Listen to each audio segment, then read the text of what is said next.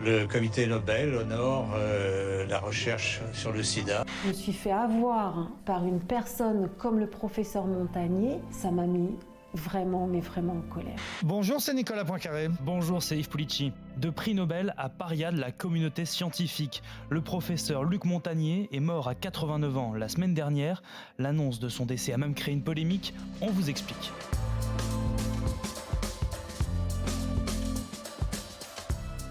Montagnier, son nom est connu dans le monde entier pour avoir découvert le virus du sida. Mais ces dernières années, il était surtout très controversé, devenu une figure des antivax. 3 bonnes raisons d'écouter ce podcast avec Nicolas. On va d'abord vous raconter l'histoire de la découverte du virus du sida, cette course contre la montre qui a eu lieu avec les Américains et avec des coups bas. On verra que finalement, 25 ans plus tard, c'est bien Luc Montagnier qui a été désigné comme le véritable découvreur du VIH, sacré par un prix Nobel. Mais c'est sans doute à cause du manque de reconnaissance à l'époque qu'il s'est ensuite exclu lui-même de la communauté scientifique. Expliquez-nous le monde. Un podcast RMC. Nicolas Poincaré. Fabien Randrian-Aressoa.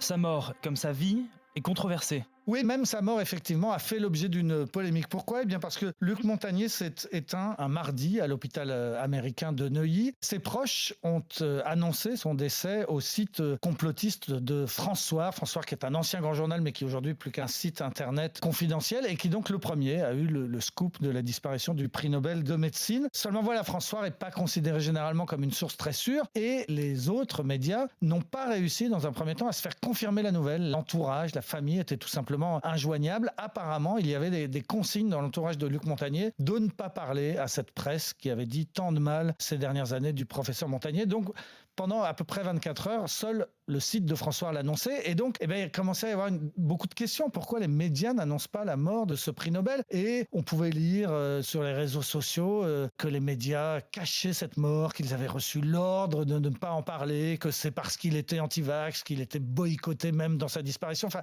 il y a eu comme ça tout un mouvement, alors que la réalité, c'est celle que je viens de vous dire, c'est que les médias n'arrivaient pas pendant 24 heures à se faire confirmer la nouvelle. Finalement, c'est Libération qui a obtenu la confirmation du décès tout simplement auprès du service de l'état civil de la mairie de Neuilly et qui a pu annoncer la nouvelle. L'AFP l'a repris et on a vu comme par exemple Christine Boutin, qui est proche du professeur Montagnier, qui a fait un tweet en disant « enfin », comme si elle disait « enfin il est mort ». Non, elle voulait dire « enfin on l'annonce ». Bon voilà, ça a été une sorte d'embroglio qui a duré un petit peu plus de 24 heures, mais qui montre bien qu'il y avait, en tout cas entre Luc Montagnier et les médias, un vrai problème.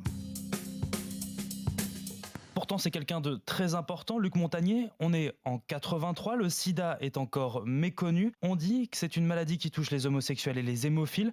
Et lui aussi, il est inconnu à l'époque, le professeur Montagnier. C'est le chef du service d'oncologie virale à l'Institut Pasteur. Oui, et il a dans son équipe une jeune chercheuse qui s'appelle Françoise Barré-Sinoussi, qui elle-même est spécialiste des rétrovirus. Et il y a un jeune médecin qui s'appelle Willy Rosenbaum, qui a l'intuition que peut-être le VIH, ce virus terrifiant, pourrait être un rétrovirus. Il amène à l'Institut Pasteur des ganglions d'un de ces malades, qui est un styliste parisien homosexuel qui rentre de New York et qui a le sida, et il amène donc ces ganglions à l'Institut Pasteur en disant vous devriez tester pour voir si c'est pas un rétrovirus. Françoise Barré-Sinoussi, dont c'est la spécialité, en 24 heures seulement, elle fait les tests habituels pour voir si c'est un rétrovirus, et bingo, c'en est un, et c'est une découverte fondamentale, puisque à partir de là, on va pouvoir d'abord le photographier, ce virus, et puis ensuite le séquencer. Donc c'est une énorme découverte qui est faite donc sous l'autorité du professeur Luc Montagnier, mais principalement par Françoise Barré-Sinoussi et aussi par le professeur Sherman, qui à l'époque travaillait depuis Marseille.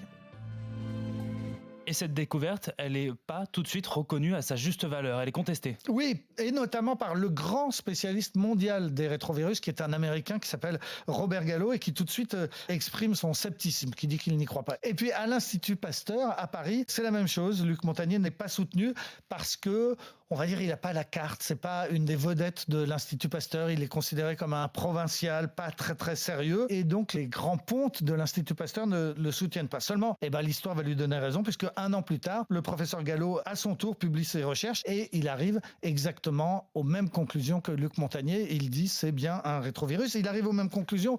Pourquoi ?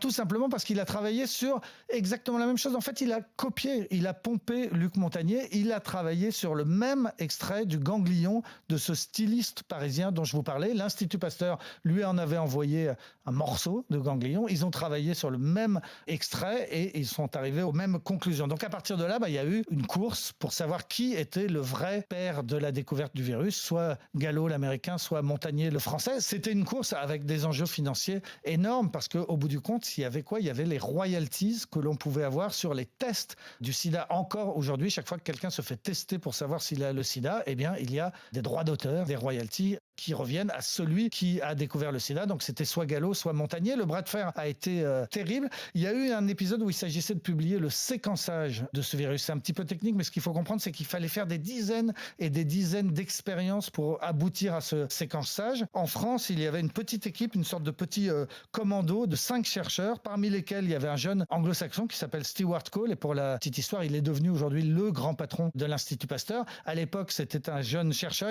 Il y en avait un autre qui s'appelait Nicolas Sonigo. Ils étaient que 5. Ils travaillaient dans leur cuisine avec leur machine à laver en demandant à leurs épouses de les aider pour multiplier les expériences. Ça a duré 2-3 mois. En face, l'équipe du professeur Gallo de l'autre côté de l'Atlantique faisait exactement la même chose, mais eux, ils étaient une trentaine, les Américains, 30 contre 5. Ça a été une vraie course contre la montre. Finalement, ils ont publié les uns et les autres dans 2 revues scientifiques majeures, mais pas les mêmes, leurs résultats. Et de nouveau, leurs résultats étaient exactement les mêmes. En réalité, l'équipe de Pasteur aurait eu les moyens de prouver que les Américains avaient copié sur eux. Ils auraient pu gagner cette guerre, mais il y avait un risque que les Américains arrivent à prouver qu'eux aussi avaient fait une erreur technique dans leur publication et finalement, tout ça serait annulé et personne n'aurait touché les droits d'auteur. Ce qui fait que c'est à ce moment-là que l'affaire est remontée jusqu'au niveau des présidents de la République, c'est-à-dire en l'occurrence Jacques Chirac en France, Ronald Reagan aux États-Unis. Ils se sont entendus, ils ont dit « halte au feu, on fait la paix, vous êtes ex-aequo, co-gagnants ». Et donc c'est depuis cette époque que les 2 instituts, l'Institut Pasteur à Paris et l'Institut de Robert Gallo aux États-Unis,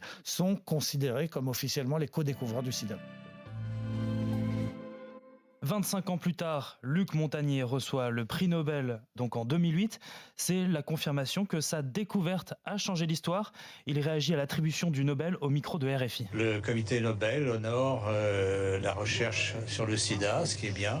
La découverte du virus qui a été quand même un point important pour impliquer des politiques de prévention, pour empêcher la transmission par le sang et les produits du sang, et aussi pour faire les premiers inhibiteurs qui ont abouti à ce qu'on appelle la trithérapie en 1996, qui ont sauvé beaucoup de vies.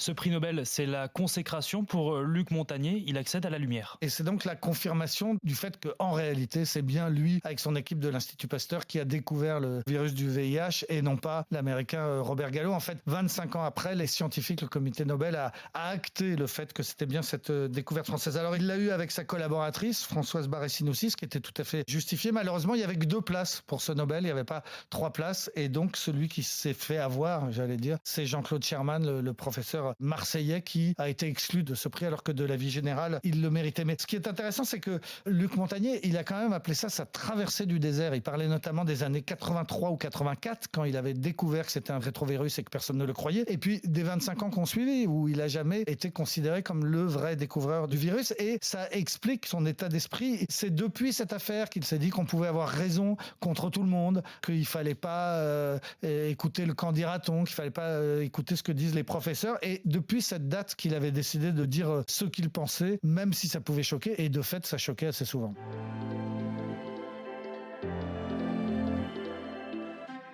Parmi les affirmations choquantes de Luc Montagnier, l'autisme aurait une origine bactérienne. Il prescrit avec une 50aine de médecins des antibiotiques. Il y a un reportage de l'AFP qui raconte la prescription à 5000 enfants. Quand Alan a commencé à prendre ce traitement antibiotique, le gros souci, c'est que ses comportements se sont carrément décuplés. Donc là, c'était tous les jours, avec encore plus d'intensité, et c'est devenu complètement invivable. Le médecin prescripteur est membre du réseau Chronimed, organisé autour du professeur Luc Montagnier. Leur idée, l'autisme serait lié à une infection que des cures antibiotiques pourraient soigner. Ce que les parents ignorent le plus souvent, c'est qu'aucune étude scientifique préalable n'a été réalisée. Vraiment, j'ai été choquée. Et de me dire que je me suis fait avoir par une personne comme le professeur Montagnier, j'ai vraiment eu la rage. Ça m'a mis vraiment, mais vraiment en colère. À partir du prix Nobel, il est une star, il parcourt le monde. et le professeur dérive. Oui, alors on m'a raconté, il était invité par plein d'événements régulièrement, des laboratoires, des anniversaires, et à chaque fois il posait une condition, je viens, mais à condition de dire ce que je veux.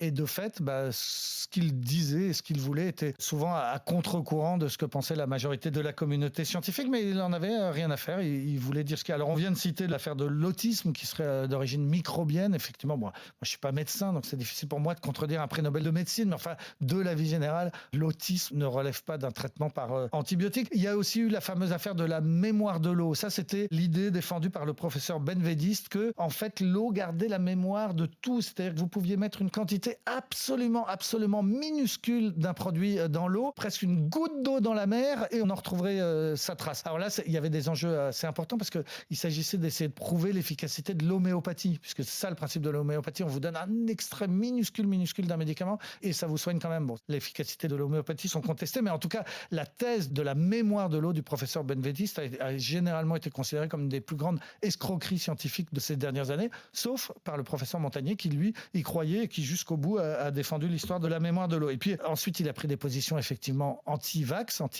bien avant le Covid. Il s'est mis à remettre en cause la plupart des vaccins et ça n'a pas fait rigoler tout le monde. Il y a 106 pontes de l'Académie des sciences et de l'Académie de médecine en 2007 qui avaient publié une violente tribune ad nominem, donc contre lui, pour dire attention, cet homme est dangereux. Le professeur Luc Montagnier prend des positions qui sont très dangereuses contre les vaccins. Ensuite, il y a eu l'affaire du Covid. Alors là, il a été un des premiers à dire ce virus a été fabriqué par l'homme parce qu'il voyait des points communs avec le virus du VIH. Là, il est un petit peu tôt pour trancher, pour savoir s'il avait raison ou tort, mais en tout cas, il l'a dit très tôt et il a été contesté. Puis ensuite, il a de nouveau contesté l'efficacité des vaccins et même considéré que les vaccins contre le Covid étaient dangereux. Donc des positions qui n'ont pas fait l'unanimité dans le monde, pour le dire poliment.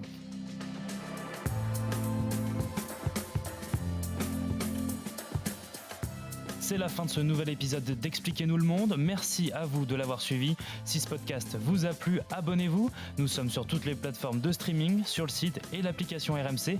Parlez-en autour de vous. Prenez soin de vous. À la semaine prochaine. À la semaine prochaine. Retrouvez Nicolas Poincaré dans Apolline Matin. Tous les jours à 6h20 et 7h50 sur RMC.